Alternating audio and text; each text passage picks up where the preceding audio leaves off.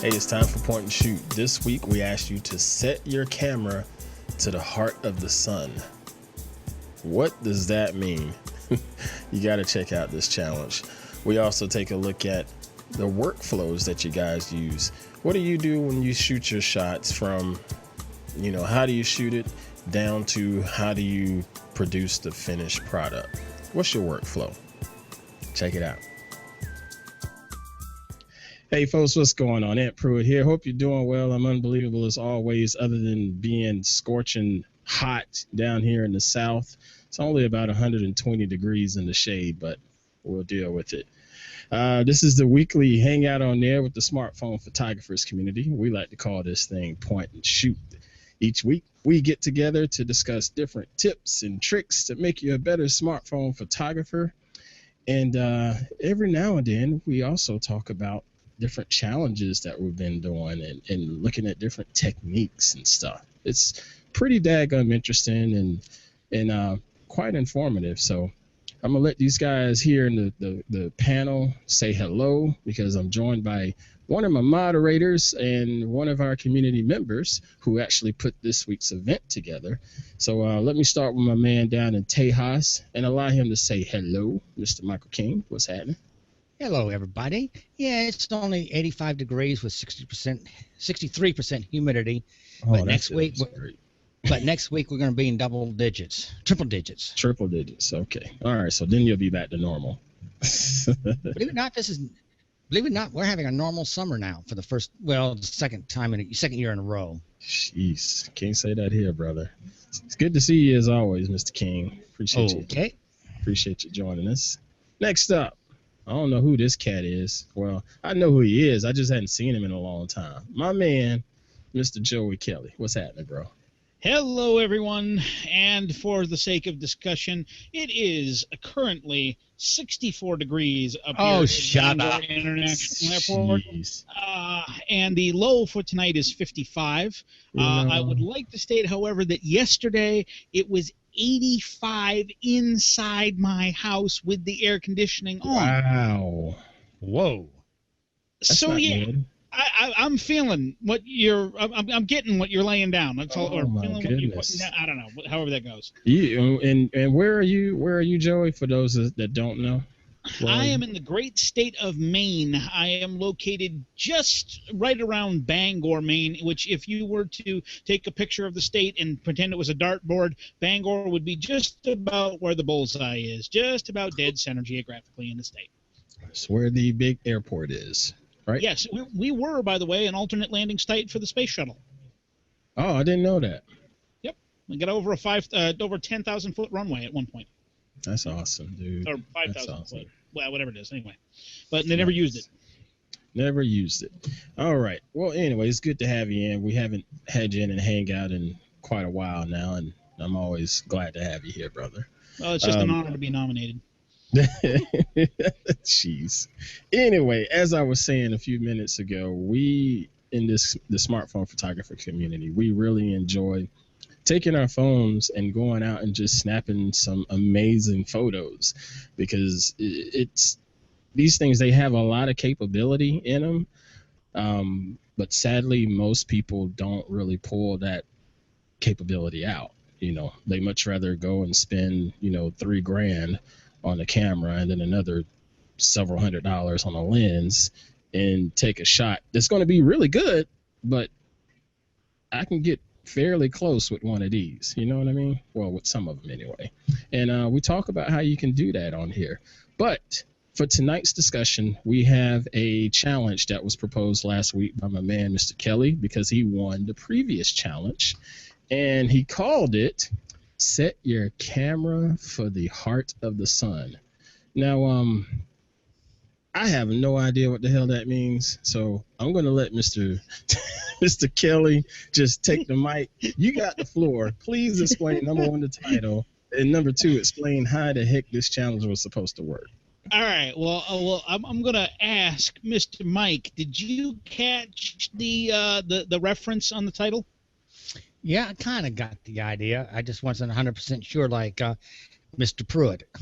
Okay, well, I guess for the uninitiated, a.k.a. the people that are not obsessed with the band, Pink Floyd has a song called Set Your Controls for the Heart of the Sun. So I swapped camera for controls, and I was hoping that everybody was going to go, ah, ha, ha, ha, ha, ha, he's so clever. Instead, I got, oh, my God, this guy's weird. Yeah, so, pretty much.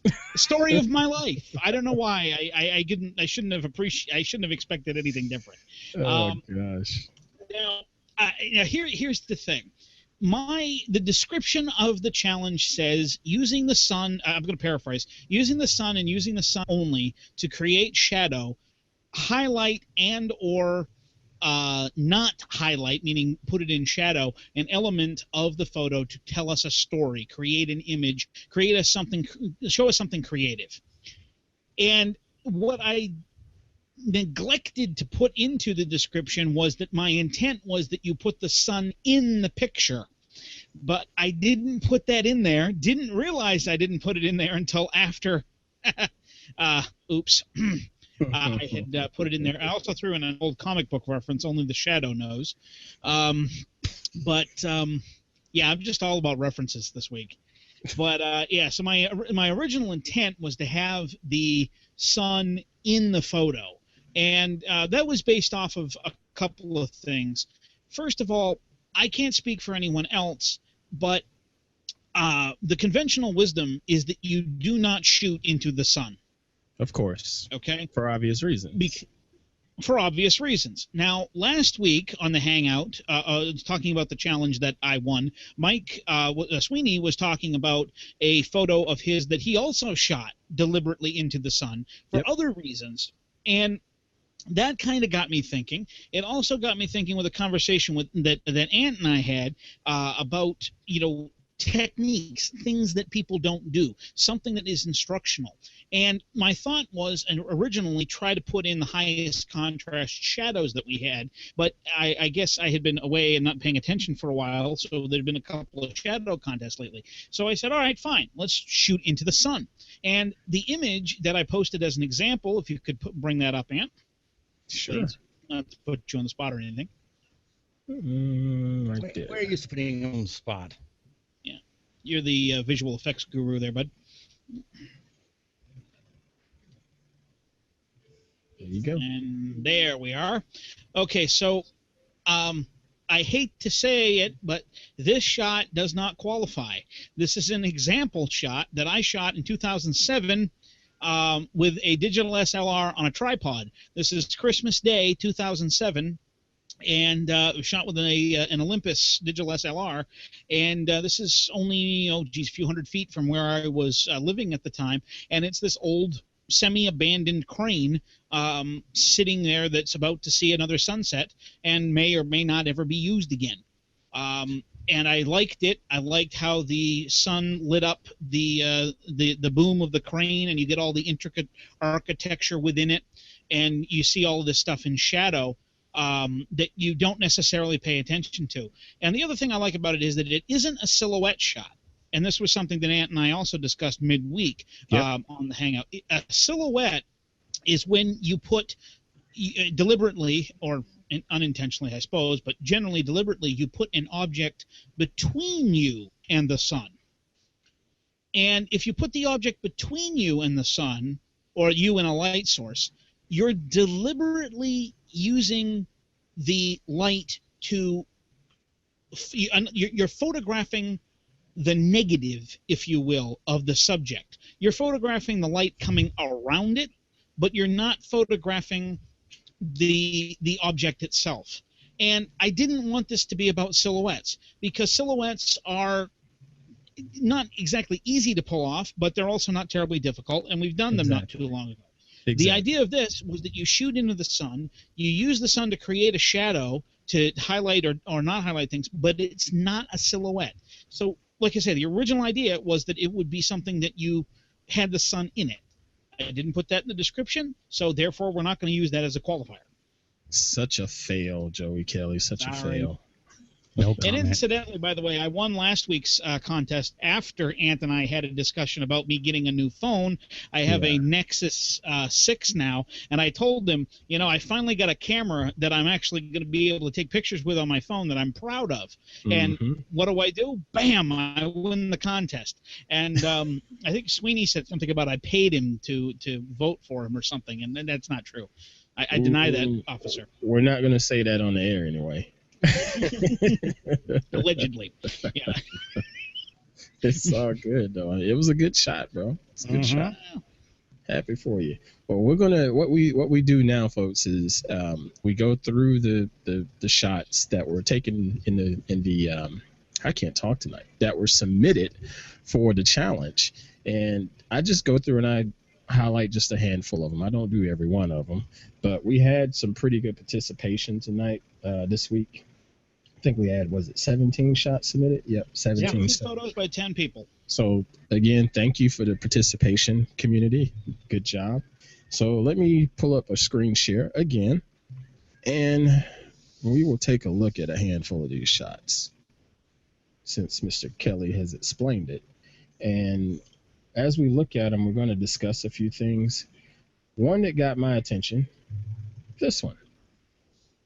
This shot is by my man. I think I remember how to pronounce his name. Marus Zadwatsky. Marus Zadwatsky. I hope I got your name right, brother. If I didn't, my apologies. But anyway, this is a shot from him. I don't see what camera he used. I think he used to use a Galaxy Mini, if I'm remembering right, because he's had a lot of really nice shots in the past that he shared here in the community. But this one here, according to your definition, shooting into the sun, yes. Has shadows, yes. But at the same time, it sort of looks like a silhouette to me. Agree or disagree?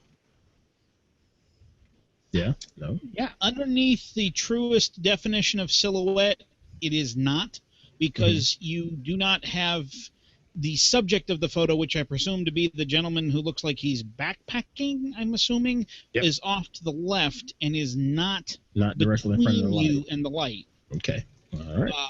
So technically speaking, this is not a silhouette, and it does meet all of the requirements, including my mental one of having the sun in it. Yep. It is a nice shot. But for some reason, I don't know why, it just didn't pull my trigger. Well, let me start with number one. I like the aspect ratio of it. I love the long, wide crop on it. It gives you a whole feel of actually being there and seeing this wide the expansion of the landscape there. I love that. But outside of that, I can't say I would have done anything differently, but this shot is also sort of typical, if you will. You know what I mean? It's a good shot, but it's sort of typical. Ideally, I've seen shots like this, or I'll see a shot where someone's sitting there fishing. It's something you see all the time. Very good shot, though. Good shot. I would have toned down a little bit of the sun, just a hair, because it's a little hot, in my opinion. But I do like the fact that he went black and white. And I do like the fact that you can still see some of the texture of the waves out there in the water. I'm curious to see what it would look like if he had gone long exposure on this to try to smooth out the water a little bit, if that's even possible.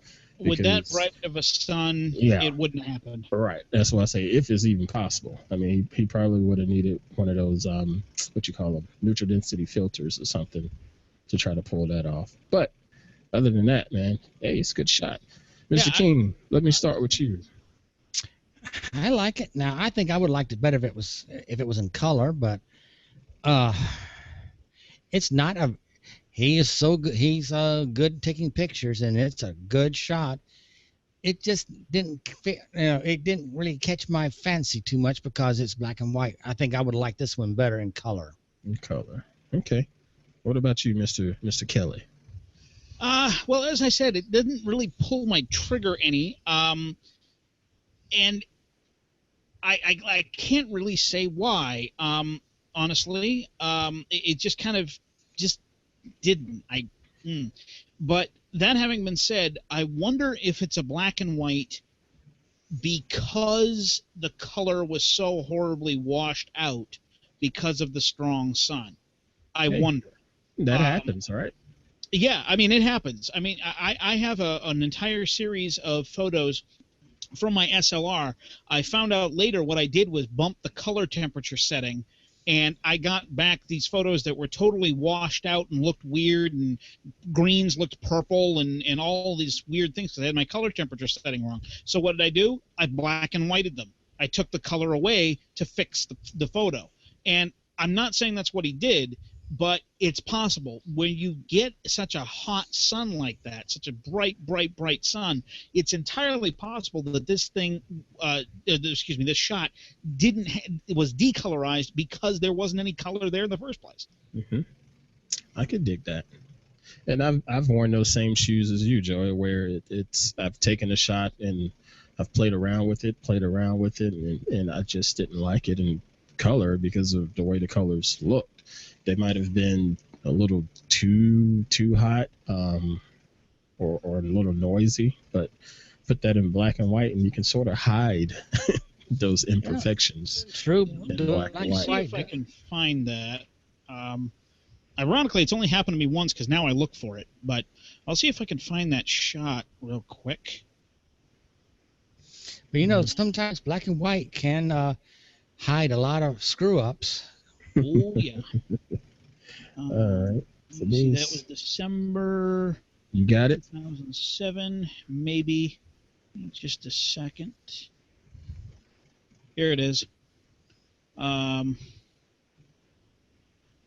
Yep, I got it. Share your screen. Working on that. Hold on. Yep. Working two keyboards and two computers at once. I grabbed the wrong keyboard. Says the man that says joeyfixescomputers.com. Yeah. That's what an AB switch does. Yeah, I've got Synergy that I normally run, so I don't have to have one. Yeah. But here is my this is the example that I show of the wrong color. I don't know if that's coming through correctly, but this locomotive is green. Yeah. It's a rather dark green, and it looks like crap. It looks like it's blue and silver. It looks like it's blue and silver, or it looks really, really, really strange, or something. Mm-hmm. But so what I do instead, if my computer wants to cooperate, is I turned it into this black and white. I also tightened it up on it, and this is the previous shot to the one I just showed you. But it's not even a true black and white. It's a little tiny bit of red in there to add a little flavor to it. But as you can see, that is one heck of a picture, in my own opinion. I love that switch engine. Yep. Well, I get to operate that as a conductor just about every other weekend.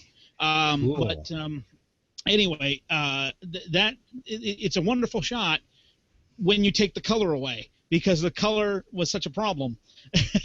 And it really, really stank, and I didn't realize until I got back that was where my problem was. So, oops. That's something that we've said a few times before, is we all have to understand the tools that we have available to us. No, everybody's not going to have Lightroom and Creative Cloud and yada, yada, yada, but you do have access to things like Snapseed for free. That's going to have options just like that to take a photo and flip it to black and white. You know what I'm saying? Or GIMP. I mean, there are tools out there. We just have to understand what we have available and understand the use cases for them all. Don't just get sucked into one mode of thinking when it comes to processing your shots. Good stuff, Joey. We'll talk a little bit. I think Mike King and I wanted to talk a little bit about workflow, and we'll throw that in there because I've got some software tips too, and we'll go into that after we're done with the challenge. Word. All right, so let's go ahead and pull up another one to highlight. I wanted to pick on That coming, I'm starting to feel bad because I swear it seems like I pick on her every week. Tony, she's always good. Tony Creason. All right, so since she didn't have the sun in this shot, but the description didn't say the sun, so we gotta give her a pass on that. Right. But when I saw this shot fairly early and thought, okay, I think this is what Joey was talking about, because you have a shadow that is actually the subject of the photograph, but yet at the same time you have plenty of sunlight, so you're led to assume that this shadow is created from the sunlight. I don't think it's the most captivating shot, but I think it captures what the parameters of the challenge was. Yes. I don't know if there's anything that could have been done differently. Part of me wants to see if you could darken. Is my mouse showing up? There it is. Darken some of this back here in the back. I don't really particularly care to see that stairway back there. I don't know if there's some type of mask you could put on it. I don't know, but I didn't care for that. But outside of that, I thought, hey, she met the parameters. Boom, she gets a vote. I think she uses a moto. No, those don't count then, Tony. That's a power shot. Oh. Oh. Fail, okay. Tony, fail. Yeah, she usually uses this right here, a Droid Max. But she says she took the photo with the Droid Max. Well, then why does the camera show up as a PowerShot A720IS? Oh, man. Well, you know what may have happened? This is a typical spot because this is in her hometown of La Crosse. And she may have taken it a couple times and just went back to the library. Huh, here it is. That's probably what the thing is. She might like I do sometimes, I'll take a test shot. If I have my SLR with me, I'll take a test shot with my Canon and see how I like it. Right. And then I'll come back with the iPhone and take the picture. Man, well, anyway, that was my thoughts on that shot. I guess I gotta take my vote away since it's disqualified. But Tony, I get what you were doing there, and I thought that you met the parameters of this challenge. Mr. Kelley, your thoughts? My only comment is that it's not outrageously creative. Okay. It's not bad, and Tony, don't shoot me or don't flame war me. She's gonna get you. Yeah, I'm gonna be right at that. I really am. I'm gonna show up with Wisconsin at my door. But it's not a bad shot. It is absolutely not a bad shot. No matter if it was taken with a Canon or if it was taken with a Nexus, I don't care. Or Droid, excuse me. It's a good shot. However, and it meets all the parameters. However, I just didn't feel like it was the most creative shot that could have been done with the idea of this challenge. And that doesn't take anything away from it. It just, I don't know. I was just hoping for something more. Nice. What about you, Mr. King? I have to agree with everybody. It's not creative, but it's not bad. It did actually meet the definition of the challenge, but I am like you. I don't like the stairs in the background, and maybe I would have come more from an angle that would have hidden those stairs. Other than that, it's not bad. It's she's always good at doing stuff. I wonder, how can we do this here? Or she could have cropped out the stairs. Whoops. Whoopsie. No, if she. This, ladies and gentlemen, is cropping by notepad, a important technique for down a little bit. You still got the stairs. Crop down to the crop. You go to there. See, but now you're losing the climbing up the wall effect. Yeah, you don't. That's why I said I think if she shot it more a little more in the angle, you probably taken the stairs away, and still kept the creativeness. Yeah. Well, either that or leave it as a vertical, and Ant, if you put the notepad back up and bring it to the left, right, and down. Bring it to the right and down. Yep, bring it to the right. Cover up that silver or whatever it is. Ooh, I like that. Yeah, that looks a lot better. If she cropped it like that, it would have been a lot better, I think.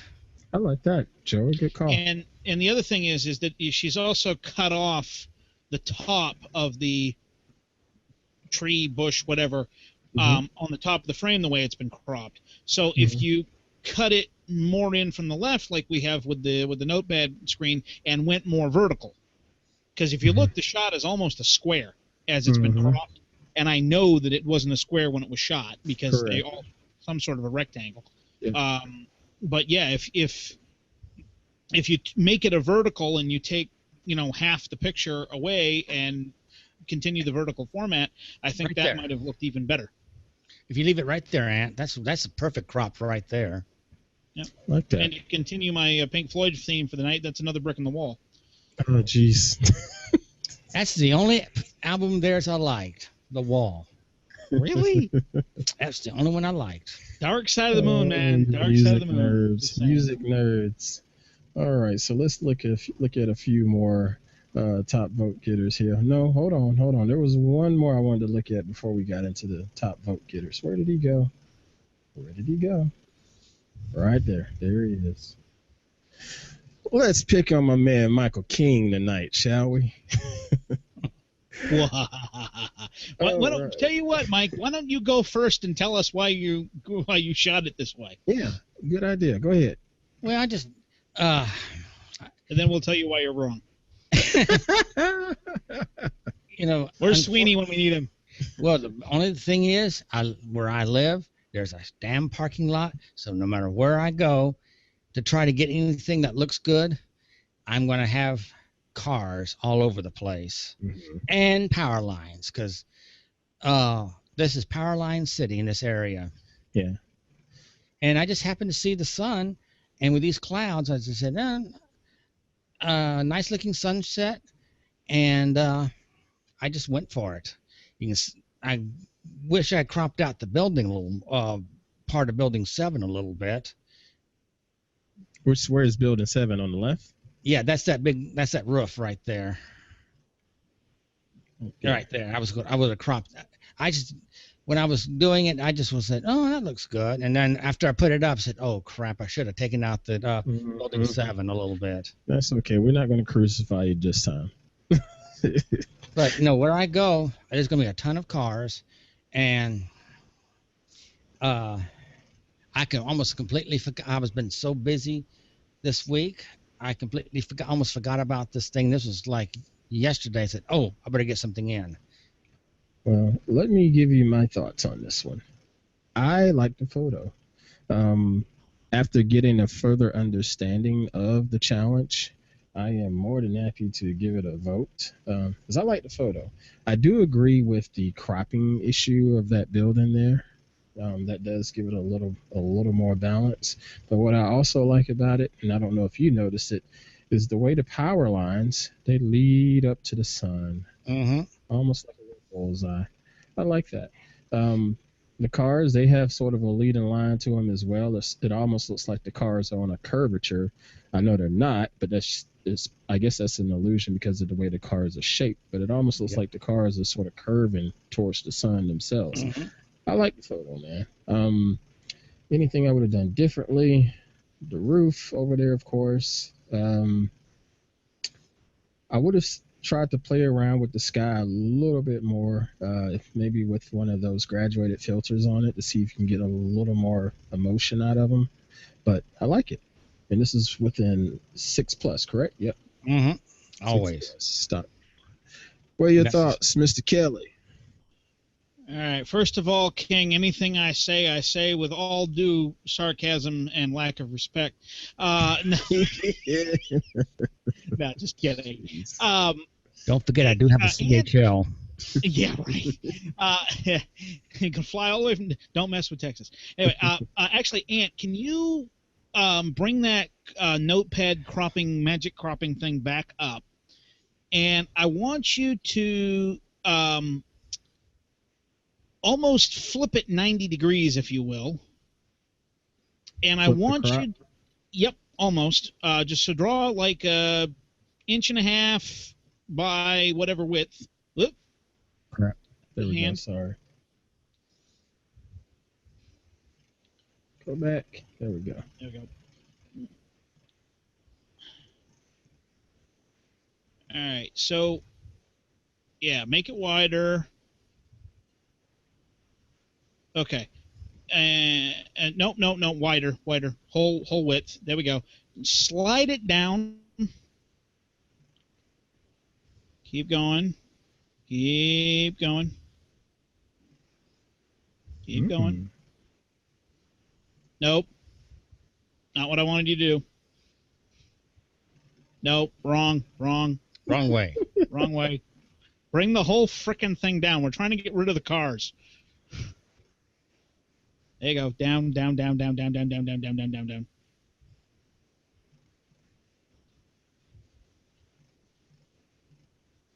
Right there. Yeah, right there. Right there. Now, dude, that's nice. Okay. Now, the second thing I would have done, I would have tightened up on it just a tad. I would have continued to keep it a vertical. And the reason for that is that we tend to think pictures should be horizontal, particularly landscapes. So yeah. I kind of like the phooey with that. And I would have used the tree, whatever the heck that is on the left, that's kind of in the foreground as yeah, right there. I would have used that as a border, the leaves there. I would actually just about where Ant's mouse is. Yeah. I would have cut it off there. Use straight up, frame. Right, and use the two trees as the frame, and that, if anything, makes the clouds the subject, not the sun. Yes, it does.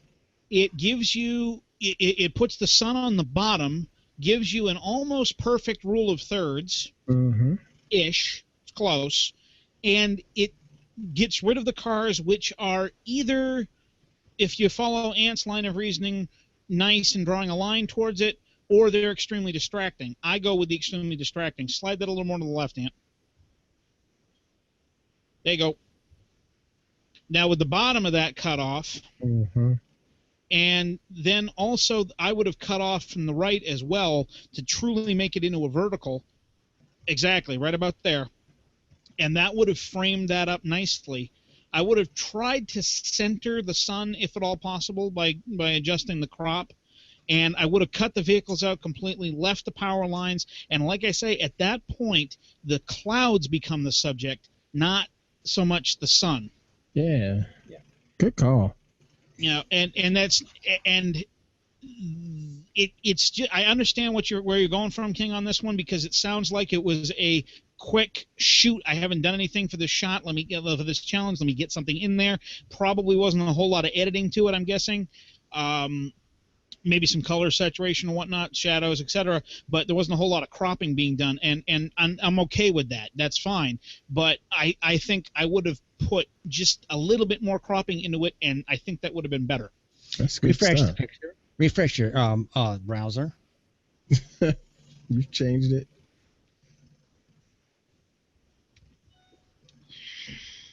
Ah, there you go. Show up. I was going to say it didn't change. It didn't change. Oh, wait a second. Now refresh. Yeah, you got to hit that button that says upload. Unless I'm on the wrong one. Internal error. Outstanding. Technical difficulties. Please stand by. There we go. That's the other one. That's the other one. There we go. Wrong photo, Ant. Because it should be there because I just clicked on it. There it is. And when it says 5. I don't see it now. I see it. When it says 5. Oh, there it is up there. Left. Oh, it still showed the same one, but it changed it. There it goes. There it goes. It changed it. I would have come in even a little more tight on all sides, except maybe the left. I think I would have left the left alone and cropped in more from the right just to tighten it up and almost center the sun. Okay. And then I would have continued to crop out all of the cars. So I didn't see any cars at all. There you go. That's your shot. Hang on. That's your shot. That looks good. And I would have come in a little bit more from the right too, but yeah. All right, try it again. This is actually cool. This is this folks is Hangouts editing on air. It should have changed again. There we go. That's what I'm talking about. Yeah. This is the frame. Darn near centered. The car element is not there. Your eye is drawn to the sun in the lower third, the puffy clouds in the center, and then the top third, you've got another line of clouds, and you've got 3 almost distinct different colors in each third of the photo. And that, to me, looks a heck of a lot better than it did when you started. Yeah, well, that's called editing in Google on the iPhone as we're doing the Hangout. That's what's up. That's what's up. Good stuff, man. Joey, that's a good call. Good call. Yeah, and it looks a lot better. Like I said, Mr. King, again, it wasn't a bad shot to begin with, but no, it wasn't a bad shot. But I'll tell you, there's a huge difference between it's not a bad shot and it's a good shot. Yeah, right. You know, and by the way, I am now adding my vote to it. Yeah.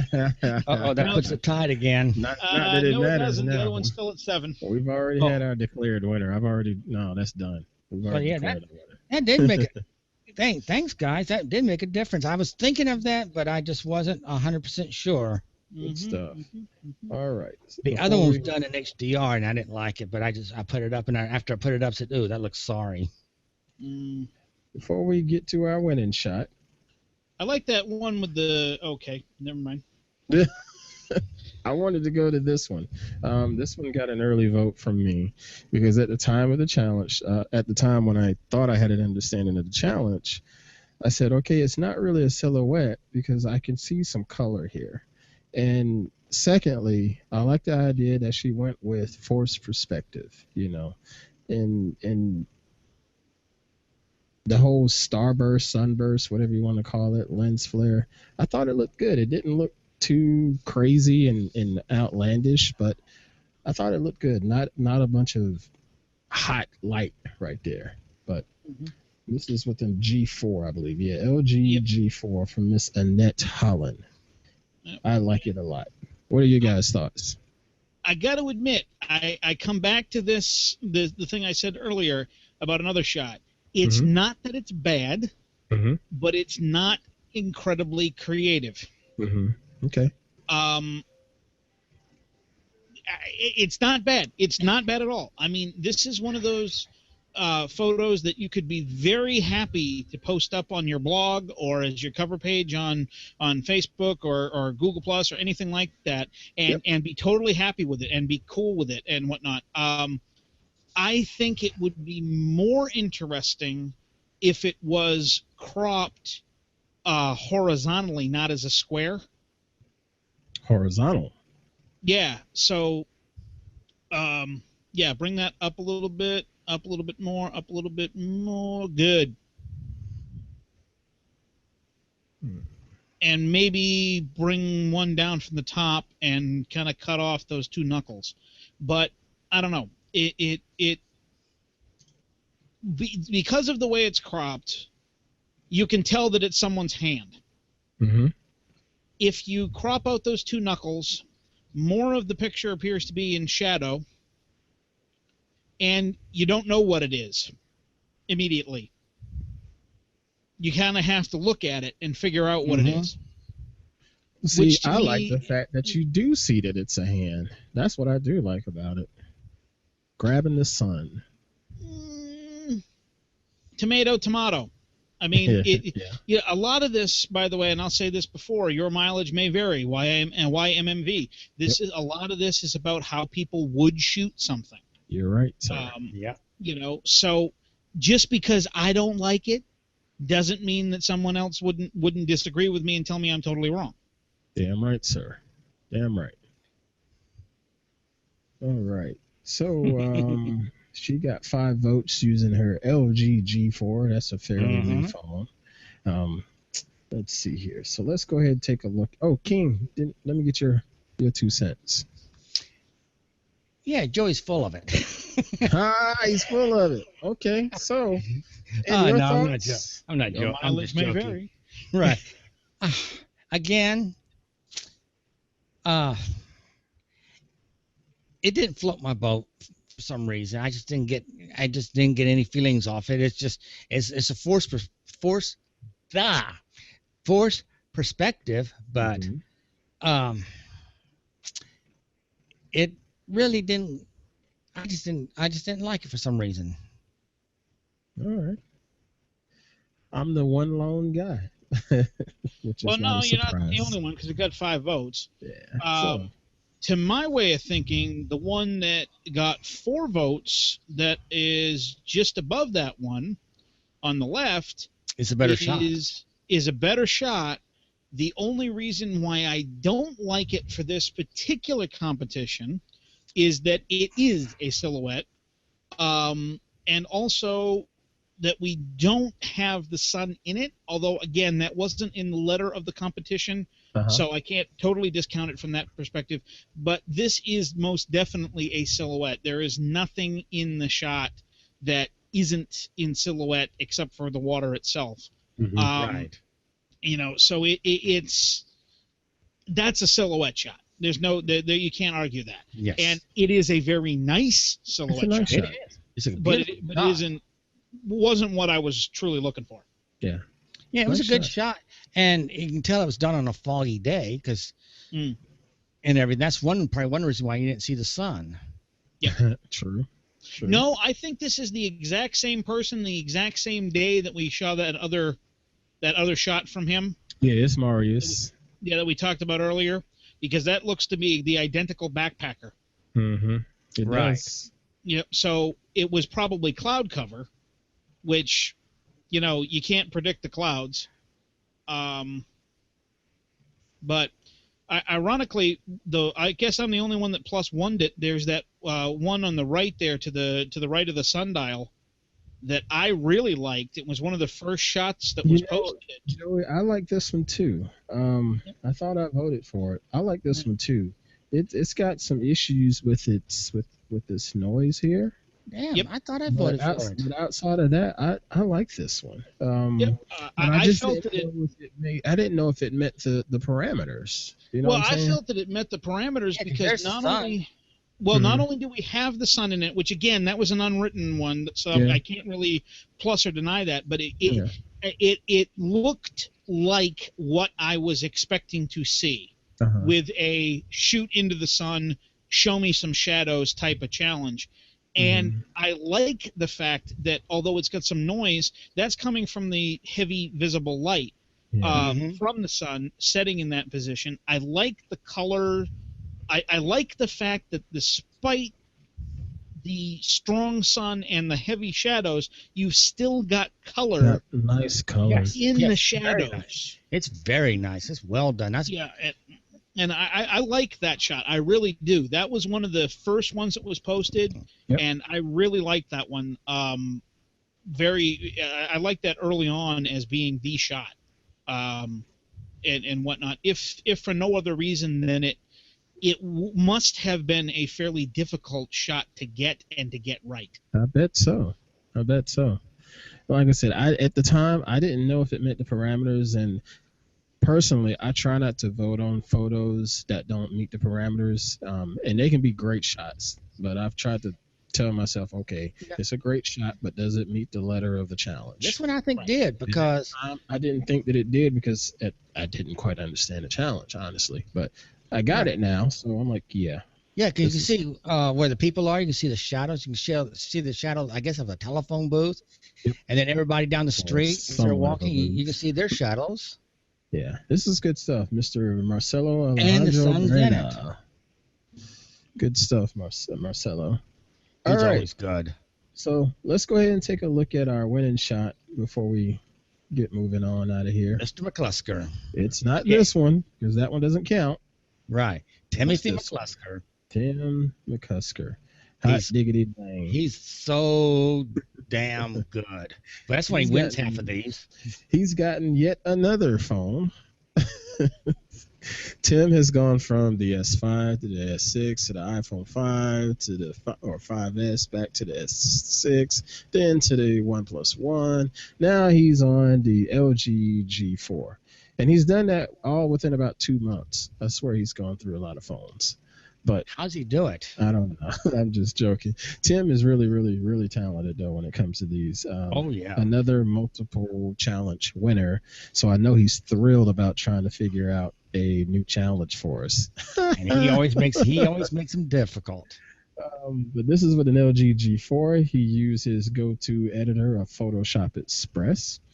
All right, so let's jump through this thing.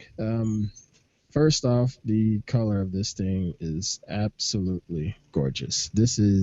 He's out in the Nevada area, in the desert, and being able to see this type of color really brings to my mind, of hot, warm temperatures, and then at the night it starts to cool down and the sky tends to change with it. And I really love this. I don't know what type of filter he's got on here, if any, but it does look like it's a lot of processing going on with it where he smoothed out the sky. If I was looking in, say, Polar or Lightroom, I could tell that he's messed around with some of the luminance, the blue luminance. Oh, yes. And it works. It looks really, really, really good. Anything I would have done differently? I don't think this is needed down here. The reflection pool, it's nice. Or a pond. Yeah, it's nice, but I don't think it's needed. I think it's fine if that were cropped out of there. But at the same time, it adds to it. No, it's not so much adding to it, so much as it is allowing the shot to obey the rule of thirds, in that if you now take that away, the setting sun is too close to the bottom. Right. So that's why it's in there. Now, if you drag that crop up a little bit, and we take out all the vehicles... Oh, do a portus crop. And we do... Yeah, and then if you make it a little bit taller there, and down on the bottom now, because now we got a gap. Yep. And then cut back a little bit on the very top. Yeah, just a little bit further down. There we are. Now you got it so that it's on the bottom, and it's totally throwing the sun, that is now on the bottom of the shot, and it's now throwing the rule of thirds completely out the window, and it doesn't look as good. So I got to disagree with you on the reflection not needing to be there. I don't think it would look as good. I don't think it does look as good when you take it out. Okay, I give you that. Because when you look at it with the reflection there, your eye is drawn to the sun. If you crop that out, you start, particularly if you go that far with it, as I would have. Now your eye is almost drawn to the clouds, and then you're kind of wandering around. I looked right there. I will admit, I looked right there immediately. Okay, good call. So that one there, I'm hoping that he won or placed very highly in that rule of thirds contest, because he's got it nailed on that one. Yeah, he shot. Well done. All right, so King, your thoughts? I would not have. I would have left it as it is. Really, I wouldn't have changed a thing. I like. Because that does put everything, as they say, the rule of thirds. I love the colors. I know if Sweeney was here, he would have really nitpicked it, but no, he probably given it his props. It's a damn good shot. I said I would not have changed the thing, because it hit the challenge all the way around, and it's just a gorgeous shot. And you know what I just realized? That isn't a reflecting pool. What is that? I don't know what it is. He's standing on the step of the front door of his SUV or car. That's the roof. Oh, it sure is. And and just below the sun, there's this black bar that's going to the right, and that's the roof rack. Yeah, but you know that. Right there. Yeah, that's the roof rack on top of his whatever it is he's driving. But you know that reflection of it added to the photo. Yep. I thought it was a pool, but you're right. Yep, that's a parking lot. That's a highly waxed car roof, or not even highly waxed, just a car roof. Yeah, that's a roof. That's a roof rack right there. And I imagine it's pretty highly waxed to really get a good shine like that. Good job. Good job. Great job. Good. Which reminds me, King, if I were you and you were talking about being plagued by parking lots and power lines, keep a 2-step step stool in your car. Huh. Yeah. Well, also, I got another little problem. If I take something out here, I got right across the street, or right on the other side of the fence, is a mini storage lot. Oh man, yeah, those are not necessarily photogenic. Well, this one, what I like about it, the way they painted it, it's Harbor Mist gray on the top, armor yellow, with 2 scarlet red stripes on it. All it needs is just two names. Union Pacific. Good gosh. I mean, it's what it looks nerds. Like. I mean, it has freaking train nerds. It is Harbor Mist gray, armor yellow for the doors, and then the top and the bottom have a scarlet red stripe. Oh my gosh. Now, either the guy had no idea and got the cheapest paint he could get, or he's a rail nut like you and I are. Oh, no, I just saw him say, nerds. Why did you paint the thing to look like a Union Pacific freight passenger train? He said, I just painted it. Oh, gosh. Said, that's Union Pacific's colors. Y'all are not right. Anyway, before we get out of here, I want to do a quick screen share. No, wait a minute. You guys that wanted to talk about some processing. Yeah, and then we'll do yours. Go ahead. Let me. Who wanted to start up that discussion? You wanted to go through basically your workflow, as far as you snap the shot, you have your thought process, and go home and develop it, or you develop it right there on the fly, or what is it like for you, Joey? It depends an awful lot on how happy I am with the shot and what I'm shooting with. Mm-hmm. I can't say as every single photo I ever take comes out perfectly. If anybody tells you that, they are lying. Exactly. But there are some, like for instance the shoot from the hip shot that I actually won the contest with, there were literally no edits. It came off the phone and onto Google+.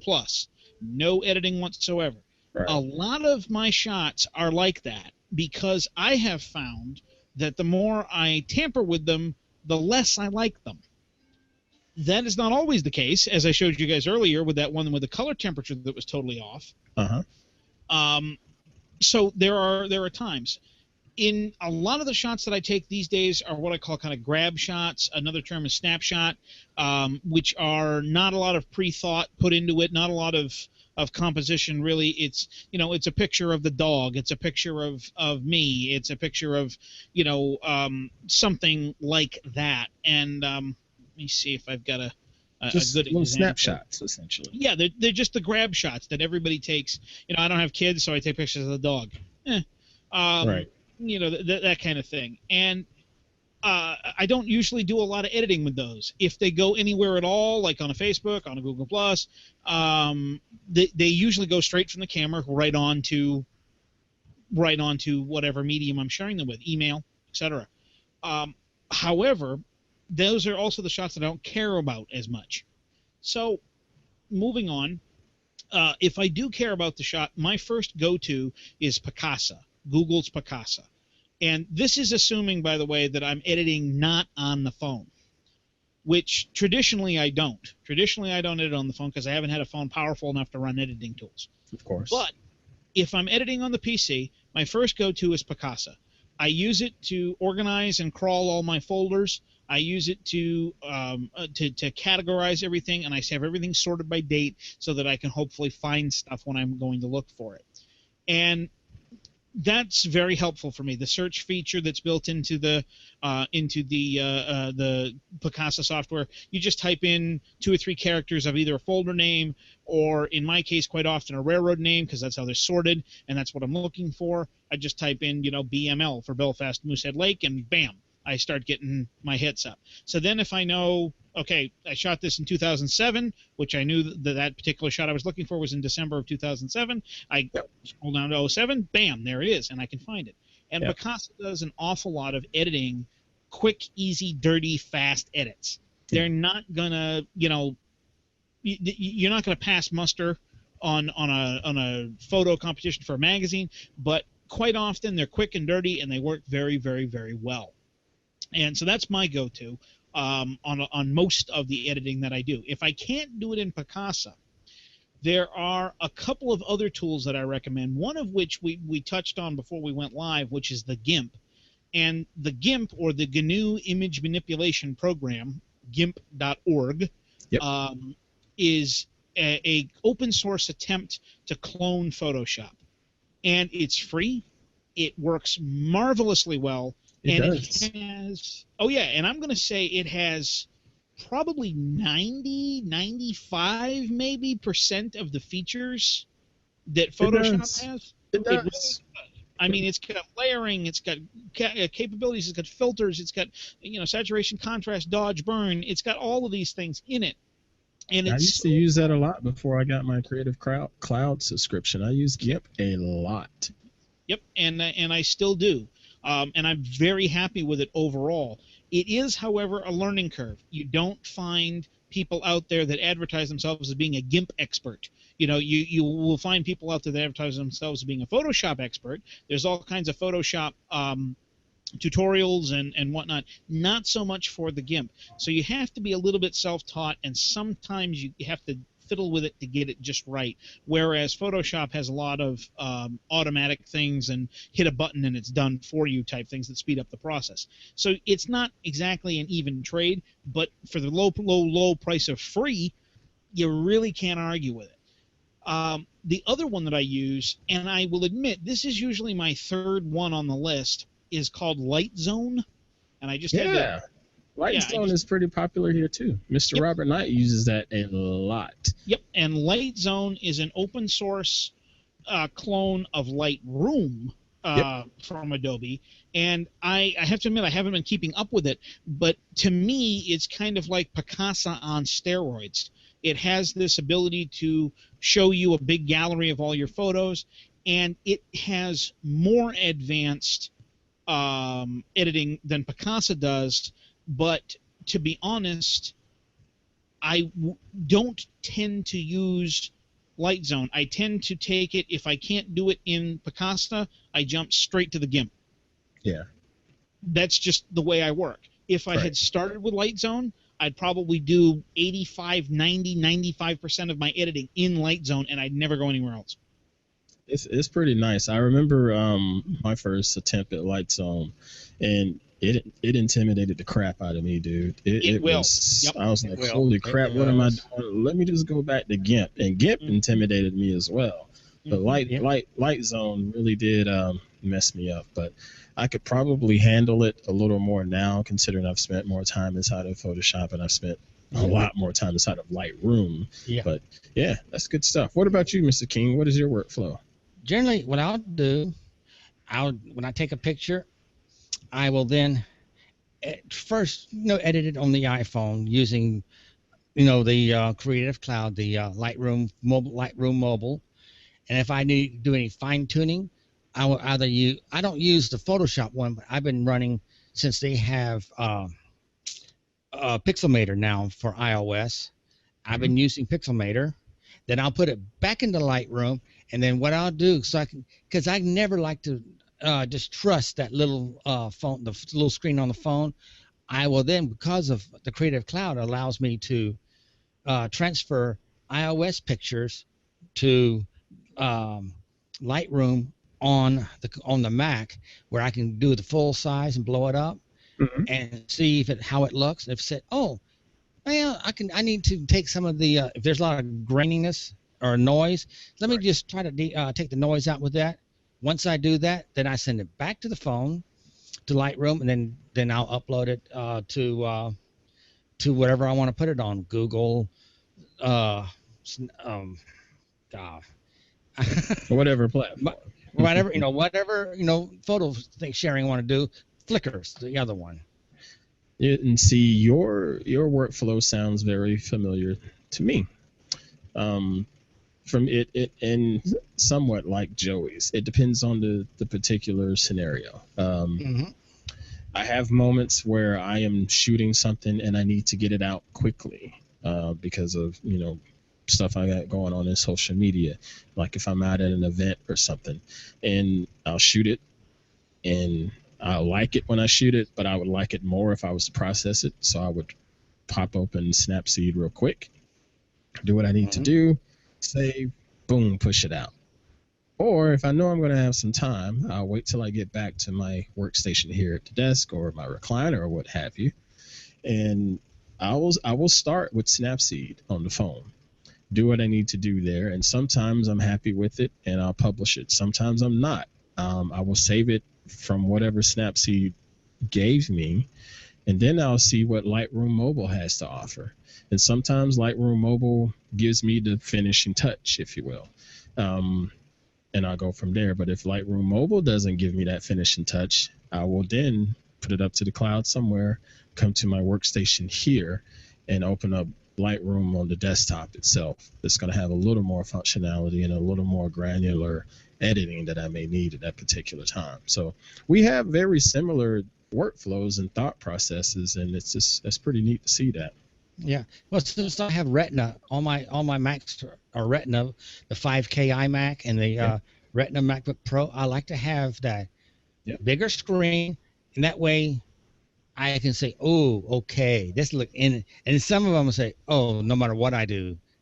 Yeah, and I've had that same issue. Let me just take the color out. It looks great on the phone. There are some shots that they're gone. Yeah. You can sit there and play with them and play with them and play with them and play with them. All you will do is make it worse. And frustrate yourself. Yep. Right. And that's when I say, oh, well, let me go retake it. If it's something that has to be out, I go, well, let me just take the color out, and sometimes that one kind of sharpen it up a little bit, and that will about 95% of the time will do. Sometimes 80. Now, out of curiosity, while we're on the subject of workflows, how do you guys transfer your photos back and forth between the phone and, say you are going to edit on a PC, or even if you're just going to just drop it onto, in other words, if you use the phone as a camera and then you post on a PC or a Mac, how do you get it there? And I personally do it in two ways. One is fast and one is slow. I use Dropbox with its camera sync, and that just drops it to pretty much every computer in my house, more or less, because they almost all have Dropbox. And the other thing I do have the Carbonite mobile app on my phone, and I use that to back up as well. The catch on that for transfer purposes is that you then have to sign into Carbonite and download the photo to the PC. It doesn't sync. So I actually do mine twice. Yeah. Personally, I have... Well, go ahead, King. Okay, with me, there's a thing called AirDrop that you can sync. You can just send photos back and forth from an iOS device, and it has to be a more recent, like from 2012 and newer Macs. They will actually sync with each other. You can just use AirDrop, and I can take and then of course with Lightroom, it automatically will see the iPhone, and it just goes over the network. It just goes from the Mac to the iPhone and back and forth without having to go up in the cloud. So it just uses my local network. Yeah, DLNA essentially. Mine, excuse me, I have a particular folder on Google Drive. I basically call it like a dump folder, and I put that item inside of the same drive folder on my mobile device, and of course, Google Drive syncs really, really quickly, especially photos. It syncs them really quickly. And I literally walk from my recliner, which is right behind this wall, over to my workstation, and it's there by the time I sit down. And when I'm finished, I just save it again with a new name, of course, in that same folder, and I pull it up, and it's on my mobile devices. If I'm not doing that, I will just do a drag and drop. Just plug the mobile device into the computer and drag and drop from the File Explorer. Yeah. Yeah. I think the Dropbox thing works extremely well for me just because I already had it. But yeah, I've been impressed with it. It really does sync quite fast. And the thing that I really like about it, say for instance, I'm at my dad's house taking pictures like I was, yesterday I think it was. We were out there with the dog and got a good picture of him and the dog together. I take the picture. It uploads to Dropbox on his Wi-Fi because my phone's set up on his Wi-Fi. By the time I get home, it's already on the PC. Yeah. I don't have to worry about waiting for it to sync or anything like that. Now, I'm assuming Google Drive would do the same thing. It does. But I don't know, Mike. Would that work for you? I mean, if you're in another location, would it show up on your Mac, or does it have to wait until you're on the local network? Oh, it'll show up. Also, I do have iCloud Drive or iCloud Photos, right? And that will the minute I take a picture from the iPhone, the minute it goes into that Photos, it goes right up to that, and then it comes down to Photos, and I have to take it out of Photos and put it in wherever I want. But mine just does automatically. But also, I use Flickr, their auto uploader, and that's where all of my since I have the terabyte thing of it all. Oh yeah, you can have all of that storage with that service. And it does not compress it. It's at full resolution. Yeah, that's nice. Very nice.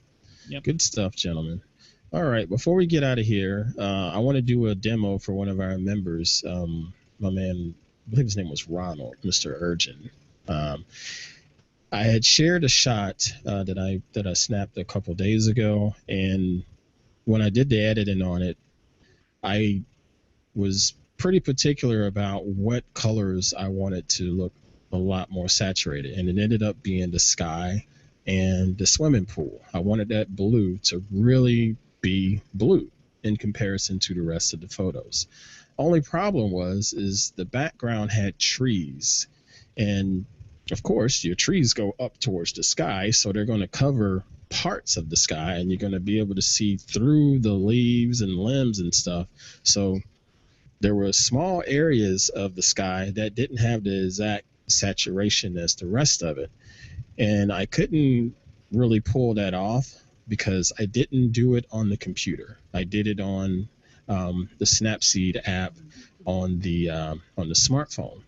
Now, had I did it on the computer, I could zoom in a lot closer and be able to just click, bam, saturated, bam, saturated there, click, saturated there, and it would have been fine. But this was good enough for me. And Nicole H had asked how I did that, and I explained to her. And Ronald was curious as well, and I told him it's basically the zoom limitations using the brush tool inside of Snapseed.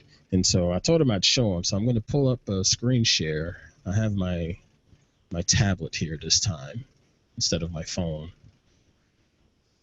Okay, so you guys. Oh, one more thing. Shout out to Miss Seda Tessie. I think she's down in Argentina now, but she's originally from Barcelona. Hello. Hope you're doing good.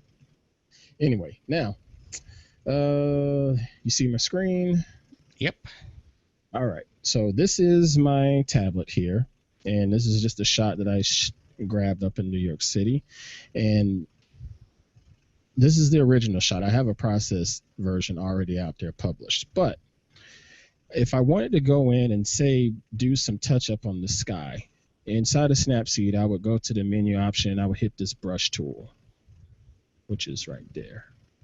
Okay, and say I want to take down the exposure of the clouds to make them a little bit darker. You can go inside those menus and just tap on the exposure, and then you can tap on decrease, and you notice that this particular value right here is changing as I click that bottom arrow. All right.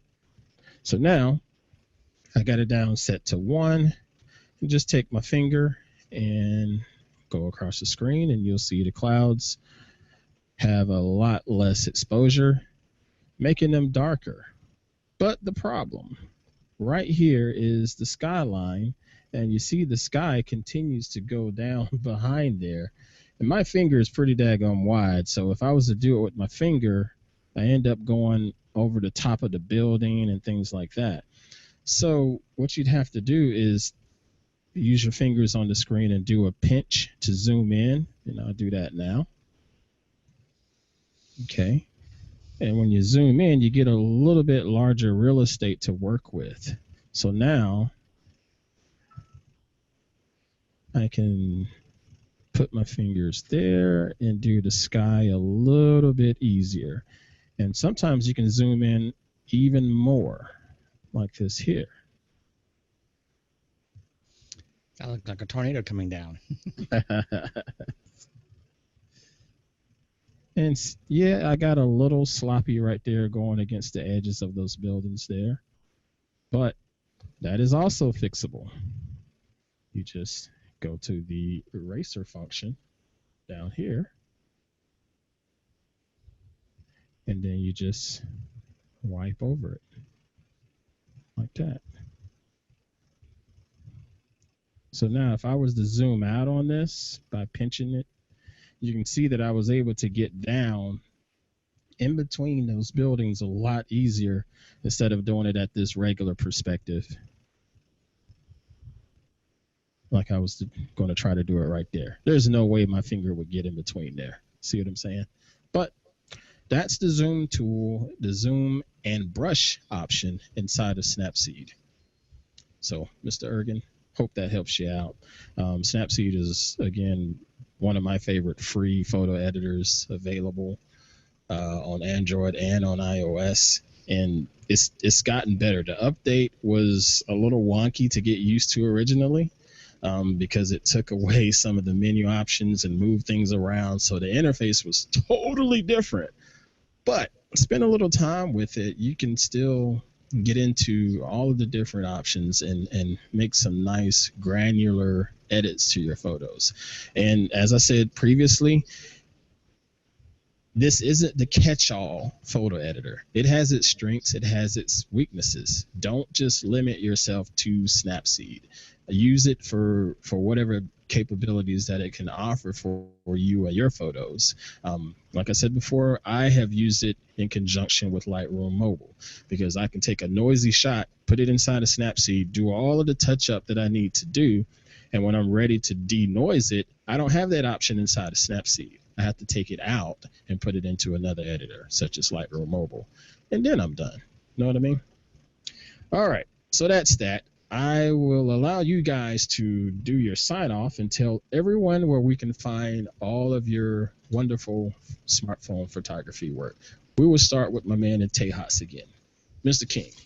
Yeah, I can be found Flickr, anywhere. Flickr, Google Plus. That's just the two places I already show my photos on at Michael King 4023. All right. As usual, I appreciate you joining us, my man, and hanging out with us. Oh, yeah. But at least my bandwidth problem's been fixed. And yes. some of it was the last version of Yosemite. They screwed up my Wi-Fi. They fixed it when they released the full version out. Nice. Good. Gotta love those unpatched issues there. Good stuff. Mm-hmm. Appreciate you again, brother. Next up, Joey Kelley. Where do we find you and your wonderful photography, brother? Well, unlike Ant, I'm usually on Facebook. Sorry. It's all good. Honestly, most of the photos that I post these days are just snapshot type stuff. There's a whole archive of 90 days worth of my photography. I went out every single day and took pictures of different stuff every day for 90 days. It's on ayearinmaine.com. I did not make it for a full year. I burned out about 100 days in. That's a lot of work, brother. Oh my God! I had no idea. I burned out so badly on photography. I didn't even turn a camera on for 2 months. Wow. Yeah, and I was just done. And I'm getting better, but it's like anything. When you take a hobby, something you enjoy, and you turn it into something that you do, trying to make a living out of it, it just kills the hobby. And it just killed it for me. I lost all interest in doing it. But I went out there for 90 days, and I of course, you ebb and you flow, but some of the stuff that I grabbed from just within the state, it was just phenomenal. Yep. And sure was. And there's so much out there still. I've even got 10 or 15 days worth of stuff that I never even posted because I just burned out on it. So I guess I'll have to wait until I'm retired to finish the 8-year in Maine project. But that'll work. Yeah. You can always find me on Google Plus somewhere, and as I'm getting more and more acquainted with the Nexus 6 and its smartphone camera capabilities, I will be taking more pictures, and I am happier with more and more of the pictures. So therefore, I will be posting them more and more. So that's what's up. You're going to see my smartphone photographers blossom and bloom in ways I never thought possible. Nice. Yeah. Then fall flat on its face. Blossom like a flower. Right. Oh yeah. So not right.